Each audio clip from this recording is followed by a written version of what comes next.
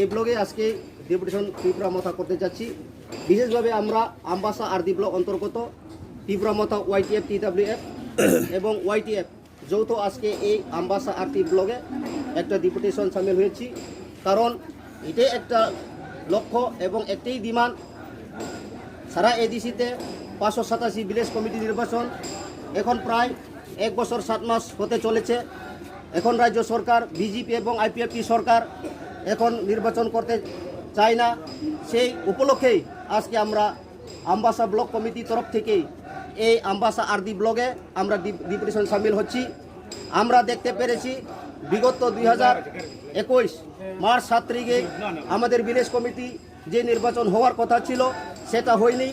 বিভিন্ন সমস্যা দেখিয়ে বিজেপি এবং IPFT সরকার করোনাকে দুষ করে তারা এখন প্রায় 1 বছর 7 মাস নির্বাচন করে নাই।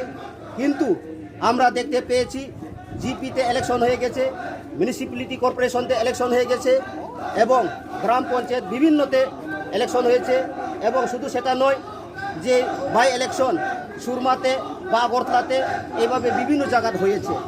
কেন এডিসি এলাকাতে এই ভিলেজ কমিটি নির্বাচন করে নাই, সেটাই আমরা জবাব চাই এবং ত্রিপুরা সরকার এই বিজেপি সরকার জবাব দিতে হবে। শুধু সেটা নয়, আমরা অলরেডি হাইকোর্ট মাননীয় হাইকোর্ট অর্ডার দিয়েছিল যে সেপ্টেম্বর প্রথম সপ্তাহতেই যে ভিলেজ কমিটি নির্বাচন করার জন্য, কিন্তু তারা এই ত্রিপুরার ইলেকশন কমিশন সেটা ডিনাই করে যে ভিলেজ কমিটি নির্বাচনটাকে বালচার করার উদ্যোগ নিয়েছেন। সেই জন্য আমরা নিন্দা জানাই এবং আমরা বসে থাকবো না। Tripura Motha Ambassa block committee YTF TWF Tripura Motha আরও জোরদার আমরা আন্দোলন করব। যদি এডিসি ভিলেজ কমিটি নির্বাচন যদি না করে সেটা আমরা এই আন্দোলন থামব না। তারা ভালোভাবে জানে যে বিজেপি এখন যদি ভিলেজ কমিটি নির্বাচন করে তাদের পায়ের মাটি নেই, তারা একটা সিটেও জিতবেন না। সেই বইয়ে বিভিন্ন চক্রান্ত বিভিন্ন দেখিয়ে যে আজকে ভিলেজ কমিটি নির্বাচন করতে যাচ্ছে না, সেটা আমরা থেমে থাকবো না। ত্রিপুরা মথা আরও বড় বড় সংগ্রাম করব।